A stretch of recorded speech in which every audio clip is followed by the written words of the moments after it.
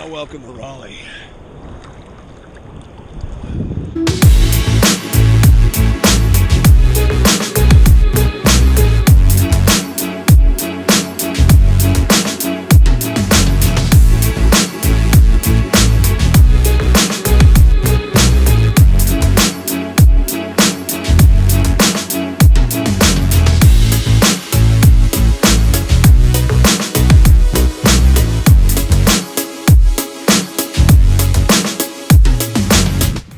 So I had a meeting set up and it got delayed until tomorrow.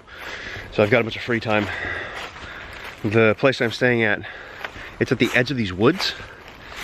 So I thought I'd go exploring. I was told to look out for snakes though. Whoa! Snakes. Yep. Snakes.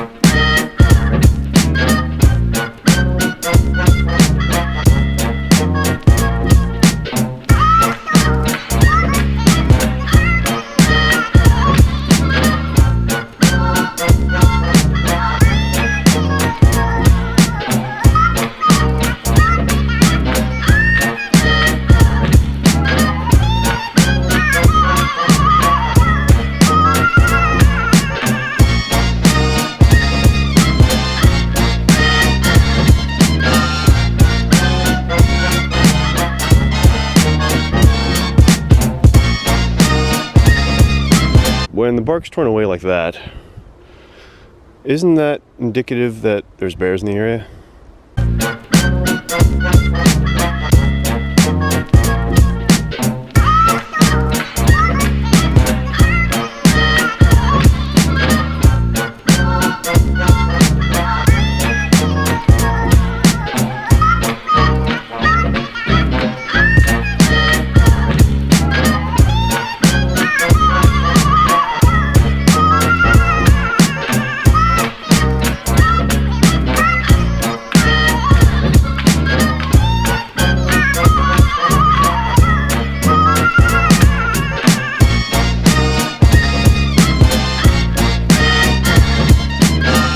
I'm pretty sure if the bark is torn away like that, see, there's another one right there.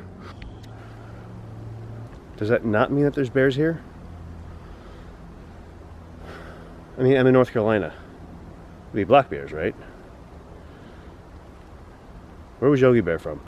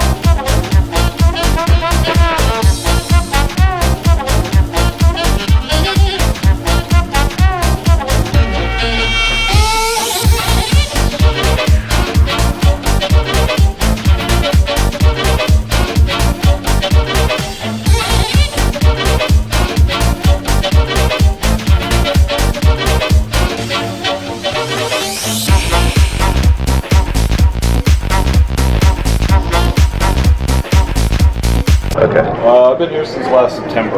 Oh, okay. How long have they been open? I think 4 or 5 years now. Probably often, quite a bit of input with it. Some of the dishes or things that I've thought of. Talk to her about equal ideas. We have a lot of the same views on cooking. So I talk to Kim a lot about what we do. Taking the ingredients that are locally sourced.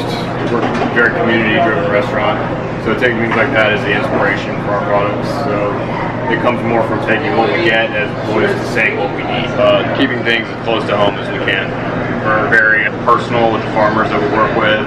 Outsourcing everything to everywhere else hasn't exactly worked out, it seems like, and we're very passionate about.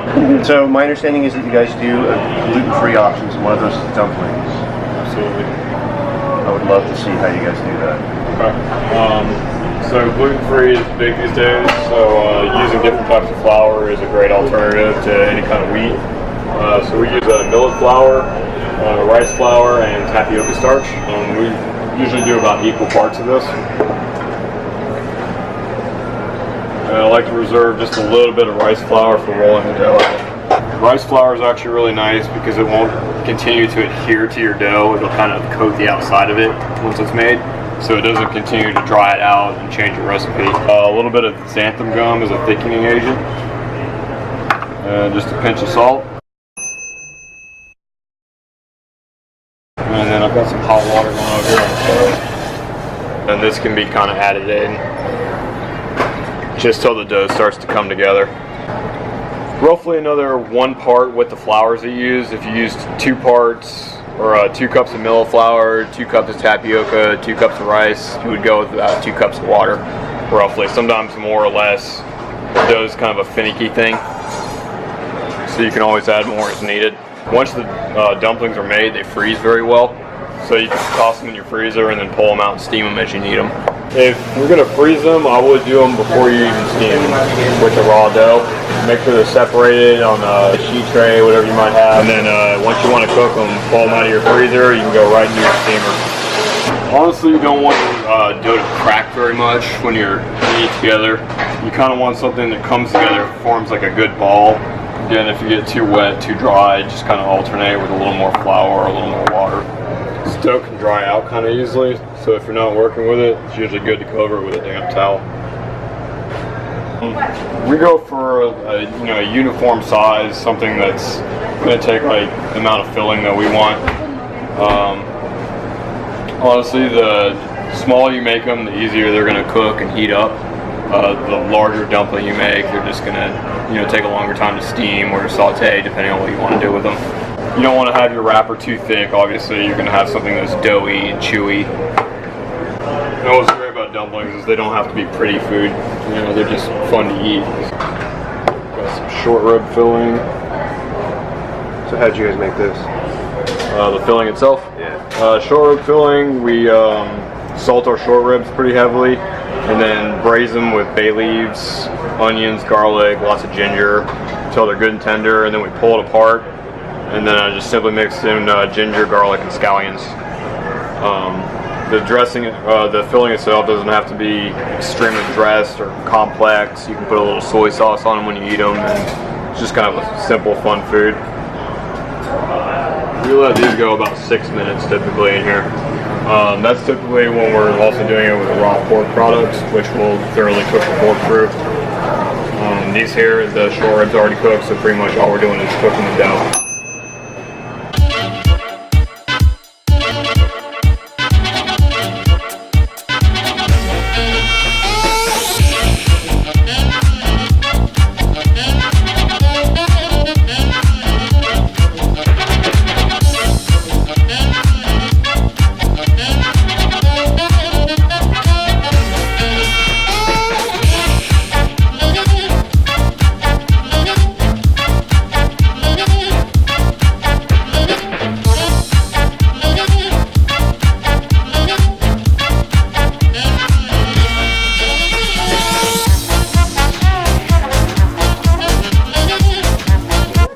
So how did you guys find this again? This is from a friend's friend, don't know, and yeah. So it like literally it could have just been siphoned out the back of a car. Probably, right. yeah. Or probably it's not even moonshine, it's just flavored water.